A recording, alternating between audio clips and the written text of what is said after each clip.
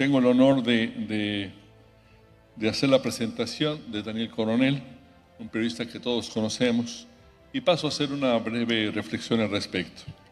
Estamos aquí reunidos para honrar una profesión que es mucho más que un oficio. Es una misión y a menudo un sacrificio para muchos de sus oficiantes. En un mundo donde la desinformación, la polarización y la corrupción y la violencia amenazan la estabilidad de nuestras sociedades, de nuestros países. La labor de los periodistas es en este aspecto más vital que nunca. Y es precisamente para reconocer esta labor que la Asociación Interamericana de Prensa instituyó hace mucho tiempo el Gran Premio a la Libertad de Prensa, el más antiguo de los que he otorgado. Lo ofrece hace 71 años. Este premio, creado en 1954, no fue concebido como un simple reconocimiento, sino como un testimonio del compromiso de aquellas instituciones e individuos que han consagrado sus principios profesionales, éticos, al periodismo. Esa tarea esencial que consiste en seguir informando con coraje, incluso frente al riesgo. A lo largo de su historia, este galardón ha rendido homenaje a la valentía de periodistas como la argentina Magdalena Ruiz, Guiñazú, la colombiana Judith Bedoya, el estadounidense entrañable y amigo de nosotros, Robert Cox, así como a los periodistas independientes cubanos que contribuyeron denunciando desde la cárcel o el trabajo póstumo de colegas mexicanos asesinados por sus indagaciones sobre el poder. Y es en este espíritu que creo que hoy nos sentimos orgullosos de entregar nuestra más alta distinción a un periodista cuya trayectoria es el vivo reflejo de estos principios. Nos referiremos a Daniel Coronel. Daniel es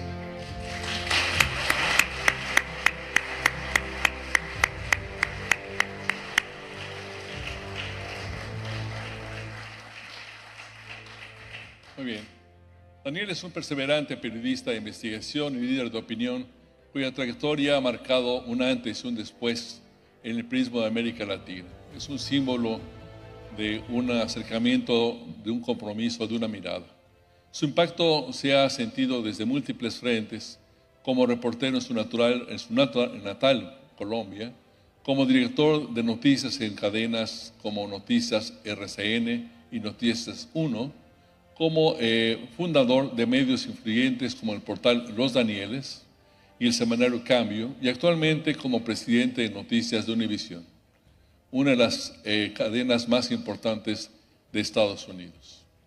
Su trayectoria ha estado guiada por una búsqueda incansable de la verdad, al revelar algunos de los mayores escándalos de las últimas décadas, desde el vínculo entre el narcotráfico y la política en su país, hasta las investigaciones de alto impacto que involucraron al expresidente Álvaro Uribe.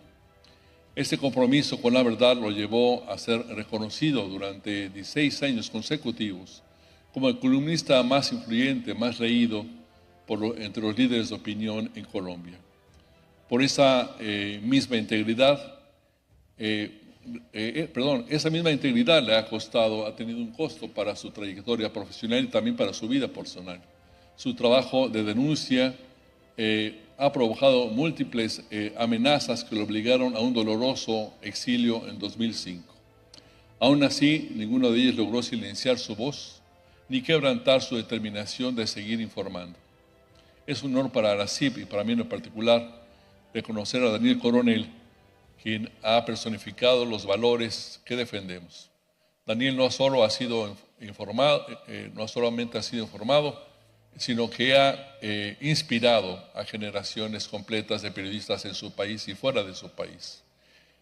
No ha claudicado ante la intimidación, ni a ser riguroso y a recordar que nuestra única lealtad es con la verdad y con nuestra sociedad. Por su extraordinaria carrera y su firme compromiso con nuestra profesión, es un honor, reitero, concederle en nombre de la CIP el Gran Premio a la Libertad de Prensa 2025. Felicidades, Daniel.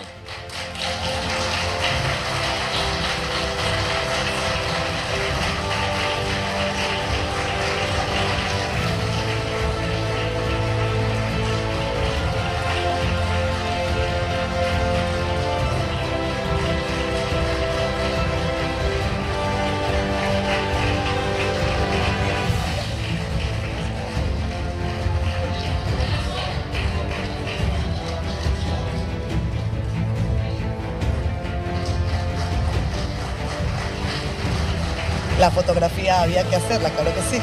Ahí está.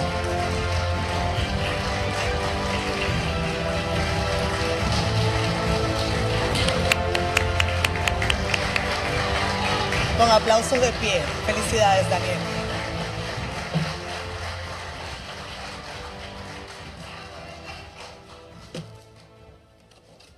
Queridos amigos y colegas,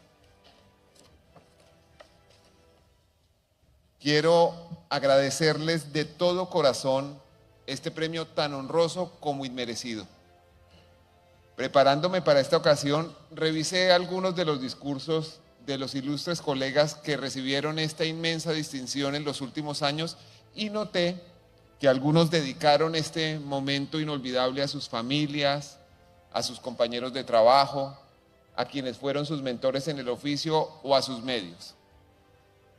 En cambio yo, que por naturaleza tiendo a llevar la contraria, quiero dedicar de manera ferviente este gran premio a la libertad de prensa 2025 a una bala.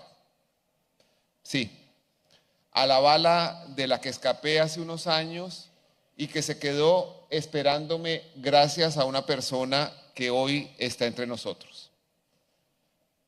Para relatarles esta historia, debo empezar diciéndoles que en Colombia, donde he desarrollado la mayor parte de mi carrera, un poco más de la mitad, ser periodista y estar amenazado han sido casi sinónimos. La amenaza es algo que uno recibe prácticamente al mismo tiempo con la libreta y la pluma. Por eso, muchos reporteros de mi generación nos acostumbramos a vivir con las amenazas hasta el peligroso límite de volverlas normales. Hemos visto caer asesinados a 169 periodistas en Colombia, de acuerdo con las cifras de la Fundación para la Libertad de Prensa. Ejerciendo el oficio, fueron acribillados desde el más ilustre de todos, Guillermo Cano, director del Espectador, el diario más antiguo de Colombia, hasta sencillos reporteros en las regiones más apartadas del país. De todas maneras, hay más amenazas que atentados y siempre terminamos pensando que la intimidación no se va a concretar. Esa confianza irracional en la falta de palabra de los criminales ha puesto a algunos de mis colegas en manos de esos criminales. Pero también a muchos les ha permitido continuar viviendo, o si ustedes quieren, malviviendo, mientras siguen haciendo periodismo. Pasado un tiempo, las cosas se calman y después vuelven en un ciclo de largos miedos y cortas calmas. Así apacenté muchas veces mi situación y me fui acostumbrando a que la vida se fuera llenando de carros blindados, de chalecos antibalas y de guardaespaldas. Pese a todo, en el año 2005, una campaña de amenazas acabó con la tranquilidad de toda mi familia. Nos quitó el sueño, los sueños, las ganas de vivir y aún el amor por el periodismo que mi esposa y yo pensábamos que estaba hecho a prueba de todo. María Cristina y yo estábamos preparados para afrontar amenazas en contra nuestra, pero no de nuestra hija Raquel, nuestra única hija en ese momento, que por aquel entonces tenía solo 6 años. Durante 4 meses recibimos llamadas telefónicas en las que, en medio de las peores procacidades, nos decían que nos devolverían a nuestra niña en pedazos. También correos electrónicos difamatorios e intimidantes, esquelas mortuorias y coronas fúnebres.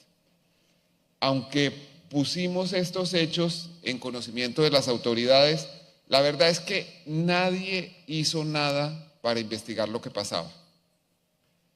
El apoyo que nos negó el Estado colombiano nos lo dieron en cambio con creces nuestros compañeros de oficio. 6 periodistas de Noticias 1, el medio en el que trabajábamos, me ayudaron a seguir las pistas. Muchas de ellas no llevaban a ninguna parte. Supimos, por ejemplo, que las coronas mortuorias habían salido de una floristería cercana al hoy desaparecido Departamento Administrativo de Seguridad DAS, y allí nos dijeron que alguien las había encargado desde otra ciudad y las pagó en efectivo. Hasta ahí pudimos llegar. Pero una pista, finalmente nos llevó a una persona concreta, un excongresista y también expresidiario que había estado en una cárcel de Estados Unidos por narcotráfico. Pese a esos antecedentes, o quizás gracias a ellos, conservaba una gran amistad con el entonces presidente de Colombia, Álvaro Uribe, y con su familia. De su computador salieron algunos de los mensajes aterrorizantes. Con esa evidencia, escribí una columna llamada Descubriendo al Verdugo, que fue publicada 2 días después y replicada en varios medios. Un muy querido amigo, conductor del informativo radial más escuchado del país, me contó que después de publicar la noticia, una persona llamó a la estación de esa cadena en Miami, en Estados Unidos, y aseguró que conocía los detalles del plan para matarme. Narró paso a paso las rutinas diarias de mi esposa, de mi hija y mías. Todo era rigurosamente cierto. Describió marcas, modelos y colores de los vehículos que usábamos. Habló de las vías por las que nos movíamos y por último, contó que el jueves de esa semana estaba previsto como el día de mi asesinato. Iba a suceder en la entrada del trabajo, en la única puerta posible, en una acción rápida que ocurriría exactamente cuando me bajara del carro. Un hombre, al que identificó con un alias, me dispararía, cruzaría deprisa una reja que lo separaba de la calle y huiría junto con su cómplice en una motocicleta. Esa bala es la que hoy quiero recordar. No puedo describir los pensamientos que se agolparon en mi cabeza. Las rodillas me temblaban, alcanzaba a oír el latido de mi corazón. Tenía al mismo tiempo urgencia de irme y pánico de salir a la calle. Por un lado, sentí alivio porque era yo el objetivo de esa bala y no nuestra hija. También supe que debía salir de Colombia al menos unos días para aliviar la situación. No había tenido la misma suerte mi amigo Jaime Garzón, asesinado cuando iba a su trabajo en una estación de radio en Bogotá.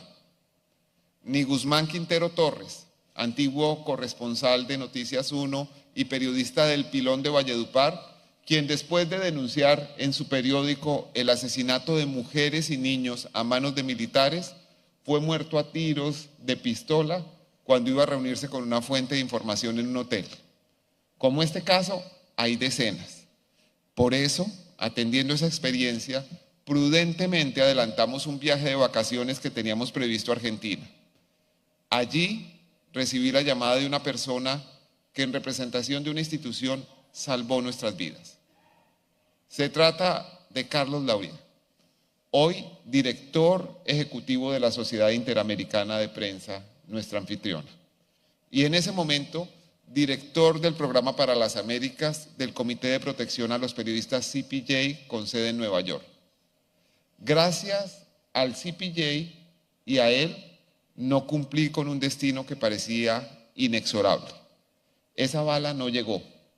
Fui admitido en el Knight Fellowship de la Universidad de Stanford y allí pasamos un año académico que una vez superados los efectos del trauma fue maravilloso. En Palo Alto nació nuestro hijo menor Rafael y al terminar el programa, con la ayuda de nuestros fellows, me convertí en Visiting Scholar de la Universidad de California en Berkeley, donde pasamos un año más. Desde el exilio, mi esposa y yo seguimos haciendo periodismo para Colombia. Algo que es difícil, pero posible, como lo demuestra con excelencia el ejemplo de Carlos Fernando Chamorro y su equipo de Confidencial en Nicaragua. También los periodistas de Armando Info de Venezuela y los colegas del Faro en El Salvador.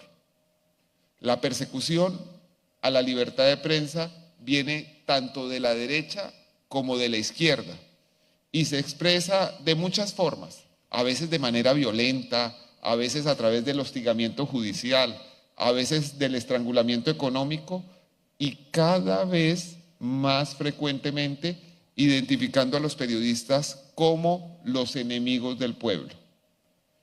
Es preocupante que Estados Unidos, que siempre había sido para nosotros los periodistas latinoamericanos un referente de respeto a la prensa y tolerancia al escrutinio periodístico, esté empezando a transitar los mismos caminos, o por lo menos muy similares a los de nuestros países. Durante el gobierno del presidente Donald Trump hemos presenciado repetidos intentos de subordinar a la prensa y de reemplazar con propaganda la información independiente. En fin, cuando regresamos a Colombia, después de pasar 2 años en Estados Unidos, las amenazas siguieron, aunque con menos intensidad.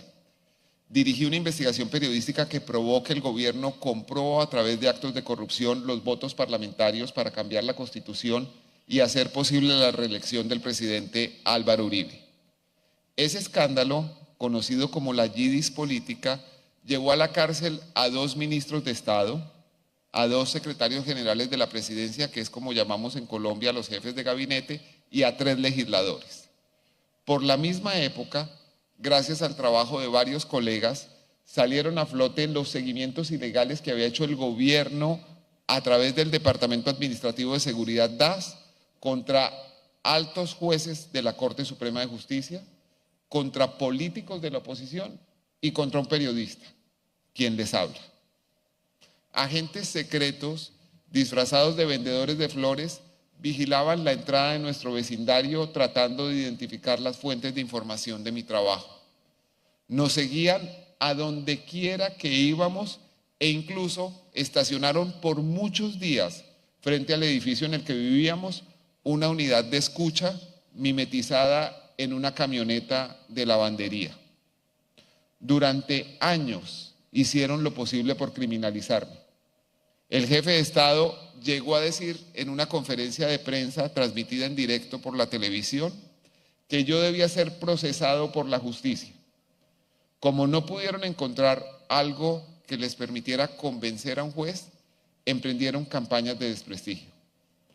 Así es que no solo escapé de una bala, sino que estuve cerca de correr la misma suerte de José Rubén Zamora, fundador del periódico en Guatemala, a quien una cuestionable fiscalía de ese país ha mantenido preso por más de 3 años. Si obedecieran la ley, deberían liberarlo, pero lo que le cobran es su incansable lucha contra la corrupción en Guatemala. Espero que José Rubén Zamora pueda estar pronto de regreso a la libertad, al periodismo y a su familia. En estos momentos pienso también en Gustavo Gorriti, fundador de IDL Reporteros en Perú. Hace unos pocos días, el alcalde de Lima, Rafael López Aliaga, declaró que este colega ejemplar había que cargárselo en una abierta invitación a atentar contra él. Queridos colegas, es necesario respaldar a este extraordinario periodista de investigación que ha sufrido innumerables persecuciones. La prensa del continente debe acompañar a Gustavo Gorriti. También quiero recordar a los periodistas que trabajan para la comunidad hispana en Estados Unidos y muy especialmente a mis queridos colegas de Televisa Univisión.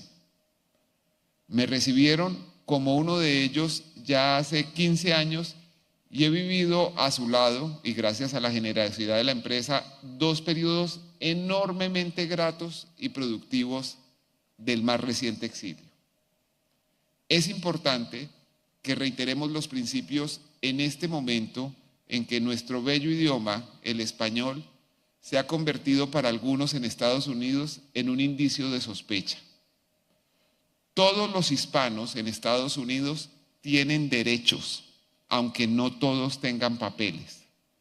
Es determinante que los nuestros sepan que la Constitución los manda, pero también los ampara, que ninguna discriminación es admisible y que el periodismo está ahí para informarlos y para ayudarles a tomar mejores decisiones. Al mismo tiempo, es importante que todas las voces quepan en nuestros medios, incluso aquellas que pueden contrariar lo que pensamos. Siempre va a ser más fácil defender la libertad de expresión de aquellos con quienes estamos de acuerdo.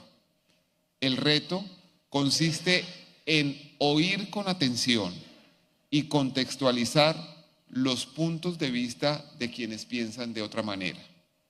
Somos servidores públicos y no podemos, a nombre de la democracia, convertirnos en censores de aquello que no nos gusta.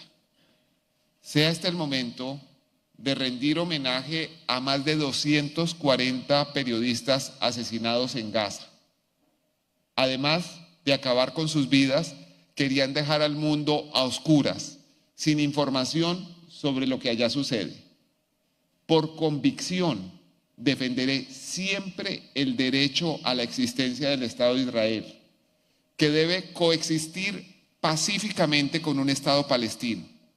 El terrorismo de Hamás debe ser universalmente condenado y la justicia internacional debe juzgar y castigar a los israelíes responsables de crímenes de guerra cometidos contra civiles en Gaza. Muy queridos colegas, en esta época de redes sociales y de populismos de izquierda y derecha, vivimos bajo la impresión de que mucha gente no quiere información sino doctrina, que muchos ciudadanos de hoy ansían escuchar solamente el eco de sus propios prejuicios y rechazan cualquier postura que los cuestione.